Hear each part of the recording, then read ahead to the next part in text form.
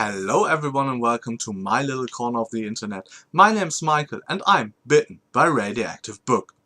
Today is Monday and that means review time on my channel. And today we're looking into The Republic of Thieves by Scott Lynch, the third installment in the Gentleman Bastard series. So how will this work with a third book in a series, you might ask yourself? I'm trying to be spoiler free here, so we're talking more vaguely about actual content of the book, and I'm trying to talk more on a meta level at all.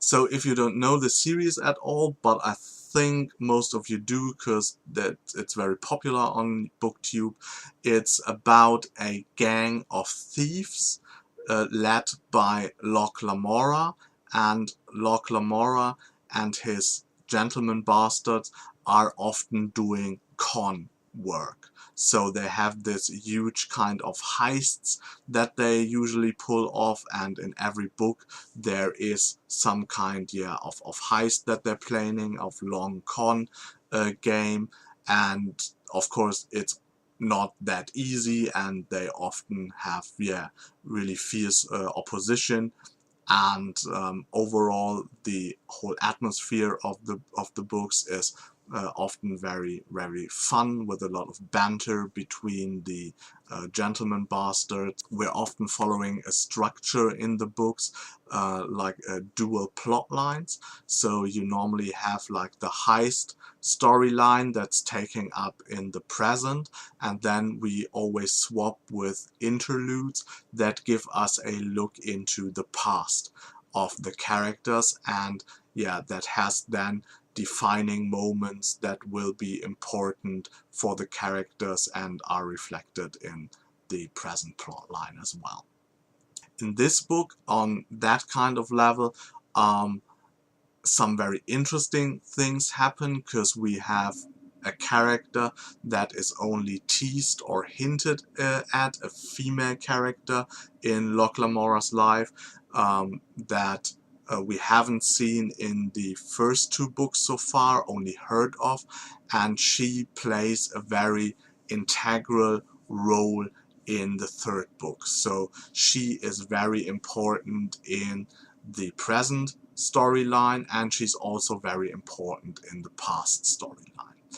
And the character is called Sabbatha, and that is one of the things that is very defining for me about the novel, because the enjoyment of the two different storylines always seems to depend on Sabbatha herself. So when she is active and she is doing something for the story, then the plot line becomes interesting. Also, we have some very huge revelations in this book with large implications for the whole series, so that was quite interesting.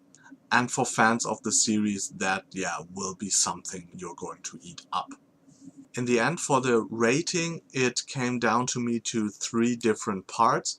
If I only look at both plot lines we have in this book, they were both weaker than what I've read in the 2 previous books. So just based on the plot lines this time, I would only rate the book like 3 stars. But if I look at character development and character interaction, of course seeing Locke now interact with Sabbatha for the first time, and the whole like dynamic that their relationship has, that is very important for the book, that was more enjoyable than the actual plot lines, the actual heists they did.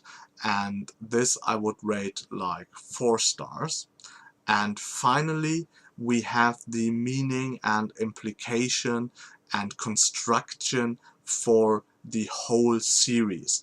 And it's something that I was very impressed of in this book, because when you read it very carefully, you see how elegantly Scott Lynch drops hints, create certain themes related to certain words in the book, and in the end they all make sense, and yeah, lead to something very, very great. So for the structure, and for the structure of the whole series, maybe overall, I was really, really impressed by how skillful Scott Lynch was.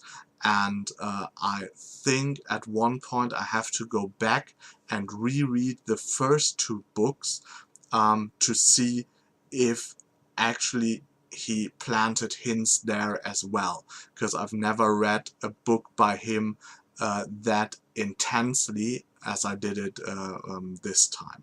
So I would rate this like 5 stars, and overall, if you put this all together, I come to a rating of 4 stars in the end, and just thought it was a highly enjoyable mix. And a large amount of my enjoyment for the book also came from buddy reading it.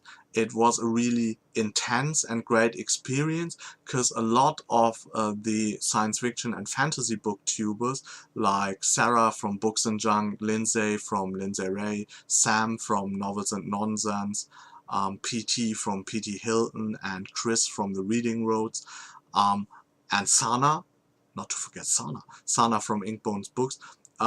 We all read this together and were constantly like instant messaging us and talking about the book chapter by chapter, and that led to a lot of discussion and fun and working out some themes and character development there together. And so the whole experience of reading and rating this book was, yeah, highly enjoyable, and I hope to, yeah, do this way more often in the future with them, and yeah, hope that maybe other booktubers will join us as well, and we will see way more buddy reads in the future. So that's it from me today. I hope you enjoyed this review. If you did, please hit the like button. If you want to see more of me, subscribe to my channel. If you want to know what's coming up on my channel, please look inside the description box. There's a little segment there called On the Horizon. I wish you a good day and hope you get bitten by a really good book too. Bye.